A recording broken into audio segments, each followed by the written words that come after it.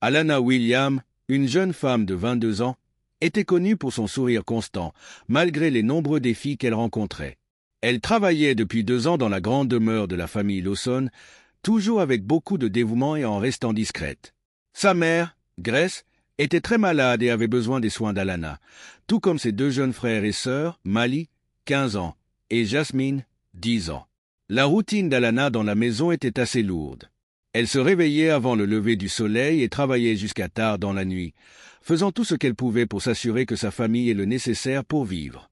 Elle parlait presque jamais à ses employeurs, sauf lors de rares occasions où Richard Lawson, le chef de la famille, lui adressait la parole. Pendant qu'elle travaillait, Alana pensait toujours à sa mère, dont la santé se détériorait de jour en jour. Elle savait qu'elle avait besoin de plus d'argent pour acheter des médicaments, mais il était difficile de trouver d'autres opportunités d'emploi. Sentant le poids du monde sur ses épaules, Alana soupira. Plus tard dans la journée, elle rentra chez elle, dans un petit appartement loué en banlieue de la ville. Sa mère, Grace, était allongée sur le canapé, semblant très faible. « Comment s'est passée ta journée de travail, ma chère ?» demanda Grace, essayant de sourire. « Ça a été, maman, juste une journée normale, » répondit Alana en s'agenouillant à côté de sa mère et en lui tenant la main. Mali et Jasmine sont entrés en courant dans le salon, leur rire remplissant la pièce. Alana a souri à ses frères et sœurs, profitant d'un moment de paix au milieu de sa vie chargée. « Alana, tu as tellement travaillé. Je suis inquiète pour toi, » a dit Grace en caressant le visage de sa fille. « Ne t'inquiète pas, maman. Je vais m'occuper de tout. Tu n'as qu'à te concentrer sur ta guérison, » a répondu Alana, cachant ses propres préoccupations. « Alana, tu as apporté quelque chose de bon du travail ?» a demandé Jasmine, les yeux brillants d'espoir. « Désolé, Jasmine, je n'ai pas pu apporter quoi que ce soit aujourd'hui, » a dit Alana avec un sourire triste. « Mais je promets qu'on fera quelque chose de spécial ce week-end. » Quand la nuit est tombée, Alana est allée se coucher, épuisée mais déterminée à continuer de se battre. Elle rêvait du jour où elle trouverait un meilleur emploi, avec un salaire qui aiderait davantage sa famille. Elle savait que sa vie ne serait pas facile, mais elle était prête à faire tout ce qu'il fallait pour assurer le bien-être de tout le monde. Malgré les difficultés, Alana se raccrochait à l'espoir de jours meilleurs. Le lendemain matin, Alana a repris sa routine, elle s'est levée tôt, a pris son petit déjeuner, a emmené ses frères et sœurs à l'école, puis est allée à la maison pour une nouvelle journée de travail. Elle a continué ses tâches comme d'habitude, sans se douter que cette nuit-là, sa vie allait changer pour toujours. Alana était presque à la fin de son service dans la maison. Le dîner avait été servi, la vaisselle était lavée, et elle se préparait à prendre le dernier bus pour rentrer chez elle. Tout à coup, elle entendit une voix froide derrière elle. « Alana, je dois te parler. » C'était Richard Lawson, debout dans l'embrasure de la porte de la cuisine, avec une expression sérieuse. « Oui, monsieur ?» répondit Alana, un frisson lui parcourant l'échine. Richard parlait rarement avec elle à cette heure-là. « Viens dans mon bureau. Nous devons discuter de certaines choses, » ordonna-t-il, se retournant déjà pour marcher dans le couloir. Alana hésita un instant, mais elle savait qu'elle ne pouvait pas refuser. Elle suivit Richard jusqu'au bureau, entra et ferma la porte derrière elle. L'ambiance était intimidante, avec des meubles imposants et la présence écrasante de Richard, qui se préparait à annoncer quelque chose qui allait tout changer. Richard Lawson s'assit derrière son immense bureau en bois sombre et fit un signe pour qu'Alana s'approche. En essayant de garder son calme, Alana demanda pourquoi il voulait lui parler. Richard lui dit, avec un regard perturbant, qu'il attendait plus d'elle, même s'il trouvait son travail satisfaisant. Alana était confuse et inquiète face à son ton et expliqua qu'elle accomplissait toujours toutes ses tâches. Soudain, Richard s'approcha d'elle, et sa présence devint de plus en plus effrayante. Il insinua que le fait de le satisfaire nécessitait quelque chose au-delà du travail qu'elle effectuait. Avant qu'Alana puisse comprendre ce qui se passait, il la saisit avec force. Malgré ses tentatives de résistance, Richard était bien plus fort, et cette nuit-là, il fit quelque chose d'horrible avec elle. Alana pleura et supplia pour qu'il arrête, mais Richard n'en avait que faire de sa souffrance et continua. Quand elle réussit enfin à s'échapper, Alana courut hors du bureau, les larmes coulant sur son visage. Elle sortit de la maison en état de choc, les mains tremblantes, et prit le bus pour rentrer chez elle, incapable de croire ce qui venait de se passer. En arrivant chez elle, elle trouva sa mère endormie et ses frères déjà au lit. Alana entra dans sa chambre, ferma doucement la porte et s'effondra sur le sol, pleurant abondamment. Comment a-t-il pu me faire ça? Que vais-je faire maintenant? Je ne peux en parler à personne, personne ne me croira, pensa-t-elle, se sentant envahie par un immense désespoir. Je dois être forte, pour le bien de ma mère et de mes frères. Mais comment affronter cela toute seule? Les jours suivants, Alana se sentait terrifiée et douloureuse. Elle essaya de paraître normale à la maison pour que sa famille ne se rende compte de rien, mais à l'intérieur, elle était en morceaux. Elle continua à travailler dans la maison, évitant Richard autant que possible. Mais le traumatisme de cette nuit-là était toujours présent, comme une ombre qui ne la quittait jamais. Elle savait qu'elle devait trouver un moyen d'aller de l'avant, mais tout semblait si confus et sans solution.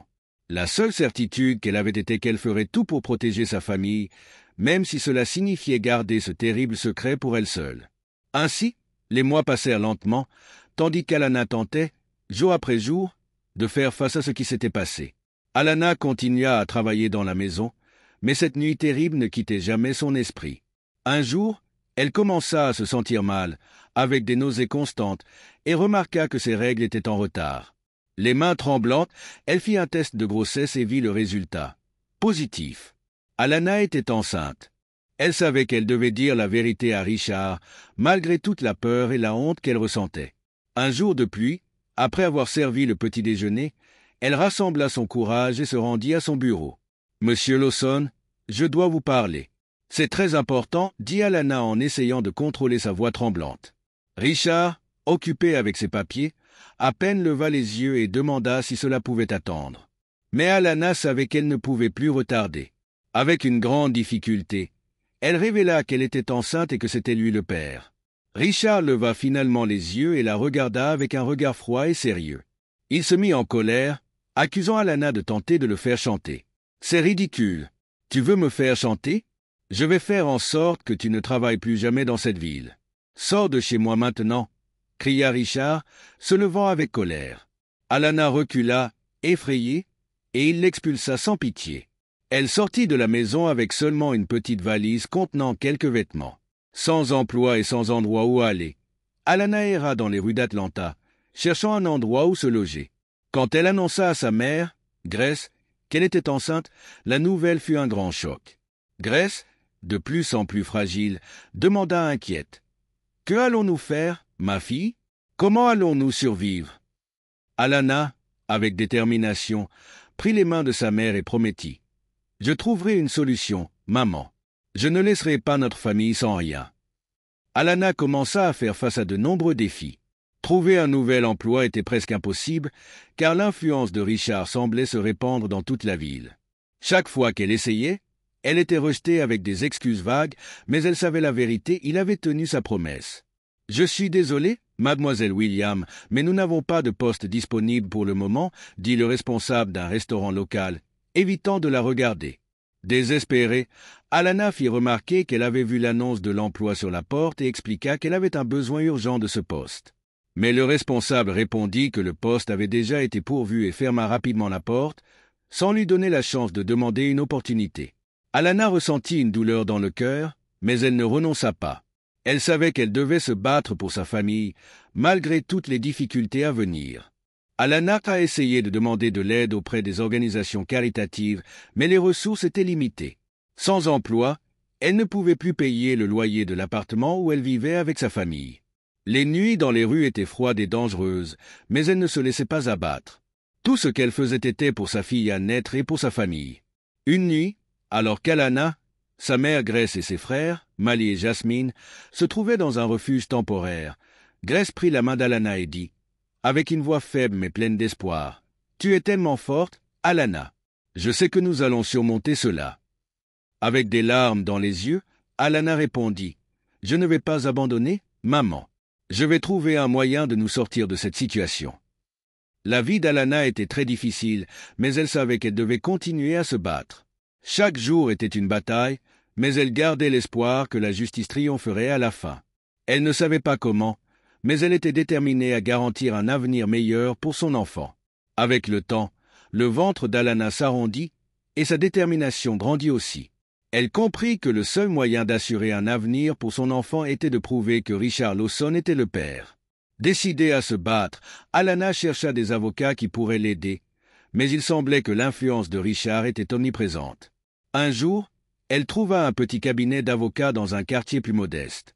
L'avocat, Marcos Ress, était connu pour accepter des affaires difficiles et se battre pour la justice. « Monsieur Ress, j'ai besoin de votre aide. Je suis enceinte et le père de mon enfant est Richard Lawson. Il m'a blessé et refuse maintenant de reconnaître le bébé, expliqua Alana, la voix pleine d'émotion. Marcos la regarda avec inquiétude et dit « Je comprends, c'est très sérieux. Nous allons avoir besoin de preuves pour aller de l'avant. Vous avez quelque chose? Des témoins ?» Alana secoua la tête. « Je n'ai rien d'autre que ma parole. C'est un homme puissant et il a acheté tout le monde pour qu'il reste silencieux. Mais je suis prête à me battre. Nous allons commencer par un test de paternité. Si nous obtenons une ordonnance judiciaire, il ne pourra pas refuser. Préparez-vous à une bataille difficile, mais nous ne devons pas abandonner, dit Marcos en l'encourageant. La bataille judiciaire fut longue et épuisante. Richard utilisa tout son pouvoir et son influence pour retarder le processus. Les personnes qui auraient pu témoigner en faveur d'Alana furent achetées ou menacées, et de nombreuses portes se fermèrent pour elle. Malgré tout, Alana assista à toutes les audiences, sans jamais abandonner. Elle savait que la lutte serait ardue, mais sa foi en la justice et en l'avenir de son enfant la gardait forte. Une nuit, assise aux côtés du lit de sa mère, Alana sentit le poids de tout ce qu'elle affrontait, comme si tous ses efforts étaient vains contre l'immense pouvoir qui se dressait contre elle. Mais elle ne se laisserait pas abattre. La mère d'Alana, bien que fragile, était très fière de sa fille et puisait de la force dans son courage. Elle savait combien Alana avait lutté et ressentait une immense fierté, indépendamment du résultat. Avec le temps, la grossesse d'Alana avançait, mais l'espoir de gagner la bataille judiciaire commençait à diminuer. Les ressources étaient limitées et l'influence de Richard semblait invincible. Après une audience qui n'apporta pas de bonnes nouvelles, Marcos, l'avocat d'Alana, eut une conversation sérieuse avec elle. « Alana, nous sommes à court d'options. Richard utilise tous les stratagèmes possibles pour éviter le test de paternité. Sans preuves concrètes, le tribunal pourrait ne pas décider en votre faveur, dit Marcos, clairement frustré. Alana, les larmes aux yeux, demanda « Alors c'est ça? Je vais perdre cette bataille et mon fils grandira sans la reconnaissance de son père. » Marcos répondit avec regret « Je ne vais pas abandonner, Alana. Mais nous devons être réalistes. Préparez-vous à la possibilité de ne pas obtenir la justice que vous méritez. » Se sentant épuisée et émotionnellement vidée, Alana prit la décision difficile d'abandonner la bataille juridique. Elle devait se concentrer sur sa survie et garantir le meilleur pour son fils, qui naîtrait bientôt. Même sans la reconnaissance de Richard, Alana savait qu'elle donnerait tout pour élever Lucas avec amour et dignité. Les mois suivants furent très difficiles. Alana donna naissance à un magnifique garçon qu'elle nomma Lucas. La vie dans les rues d'Atlanta était dure, mais la présence de Lucas lui donna la force de continuer à se battre. Elle lui disait « Lucas, mon amour, tu es la lumière de ma vie. Je te promets que je ferai tout pour te donner une vie meilleure. Nous allons surmonter cela ensemble. » Malgré les difficultés, Alana était déterminée à élever son bébé avec beaucoup d'amour. 5 ans passèrent, et Lucas, maintenant un enfant brillant et affectueux, apporta beaucoup de joie à la vie d'Alana. Par une chaude après-midi d'été, alors qu'Alana et Lucas jouaient au parc, elle reçut un appel inattendu. C'était Marcos Ress, l'avocat qui avait essayé de l'aider des années auparavant. « Alana, c'est Marcos. J'ai besoin de te parler. C'est au sujet de Richard Lawson, dit Marcos d'une voix sérieuse. « Que se passe-t-il, Marcos » demanda Alana, un frisson parcourant son échine. « Richard est très malade. Il n'a plus beaucoup de temps et souhaite te parler. Il veut te demander pardon et reconnaître Lucas comme son fils, » expliqua Marcos. Alana resta silencieuse un moment, réfléchissant à la proposition de Marcos. « Il veut nous voir? Je ne sais pas si je peux faire ça, et si ce n'est qu'une nouvelle manipulation de sa part. » Marcos tenta de la réconforter. « Je comprends que tu hésites, Alana, mais peut-être est-ce la chance que vous et Lucas attendiez pour obtenir justice. Reflexiva. » Cette nuit-là, Alana resta éveillée, en proie à ses réflexions. Le lendemain matin, elle décida qu'elle devait affronter Richard pour le bien de son fils. Le jour suivant, Alana et Lucas rencontrèrent Marcos devant l'hôpital où Richard était hospitalisé. « Où allons-nous, maman » demanda Lucas, tenant la main d'Alana. Nous allons rencontrer quelqu'un de très important. Mon chéri, reste confiant, tout va bien se passer, répondit Alana, essayant de rester ferme. En arrivant à l'hôpital, Marcos les conduisit jusqu'à la chambre de Richard. Alana sentit un froid dans le ventre en voyant l'homme qui avait causé tant de souffrance. Richard était allongé dans son lit, très malade et avec une apparence vieillie. « Alana, merci d'être venue, » dit Richard d'une voix faible. « Je suis venu pour mon fils, pas pour vous, » répondit Alana avec fermeté. Richard avait l'air repentant. « Je sais que j'ai fait des choses horribles et je suis désolé. Je ne peux pas vivre avec cette culpabilité, » dit-il en pleurant. « Je ne sais pas si je peux te pardonner, Richard, mais Lucas mérite de connaître la vérité, » dit Alana en tenant la main de son fils. Richard regarda Lucas avec tristesse. « Lucas, mon fils, je suis ton père. Je suis désolé pour tout ce que j'ai fait à ta mère. Si je pouvais, j'aurais tout changé, » dit Richard avec les larmes aux yeux. Alana étreignit Lucas plus fort, les larmes coulant sur son visage. C'était un moment étrange, mais crucial pour l'avenir de son fils. Richard remit à Marcos des documents reconnaissant Lucas comme son héritier. « Lucas, voici ton père. Il veut maintenant nous aider, » expliqua Alana, la voix émue. « Tu vas t'occuper de nous » demanda Lucas, les yeux écarquillés. « Oui, mon fils. Je ferai tout ce que je peux pour prendre soin de vous, » répondit Richard. La maladie avait transformé cet homme cruel.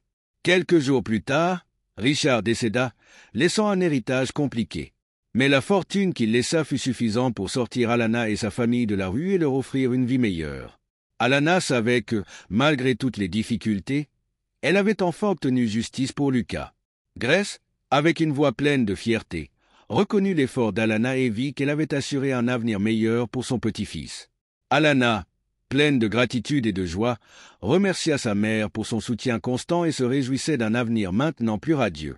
Après tout ce qu'ils ont traversé, Alana et Lucas ont enfin pu commencer une nouvelle vie, pleine d'espoir. Grâce à l'héritage de Richard Lawson, ils ont déménagé dans un appartement confortable dans un quartier sûr. Alana s'est consacrée à ses études en administration des affaires et s'est concentrée sur l'éducation de Lucas, qui a commencé l'école. Malgré les difficultés et ce qu'il avait vécu, Alana s'adaptait à son nouvel environnement. Elle faisait face aux souvenirs du passé et à la responsabilité d'être mère célibataire, mais elle a trouvé du soutien auprès de Marcos Ress, un ami qui a toujours été à ses côtés. Marcos discutait avec Alana de ses progrès et l'aidait à garder espoir. Alana s'est également jointe à des groupes de soutien pour femmes ayant des histoires similaires, partageant son expérience et aidant les autres. Elle a commencé à travailler à temps partiel dans une organisation à but non lucratif, rendant à la communauté qui l'avait soutenue lorsqu'elle en avait le plus besoin. À la maison, Grace recevait d'excellents soins et était apaisée de savoir que sa famille était en sécurité. Malik et Jasmine se débrouillaient très bien dans leurs nouvelles écoles. Alana, aux côtés de Grace, réfléchissait à la façon dont leur vie avait changé pour le mieux et appréciait le soutien de sa famille. Malgré les difficultés, Alana se sentait plus forte et heureuse avec la nouvelle vie qu'elle avait construite. Si vous avez aimé cette histoire, n'oubliez pas de liker, d'activer les notifications et de laisser vos commentaires. Et découvrez cette autre histoire sur votre écran, qui vous divertira également.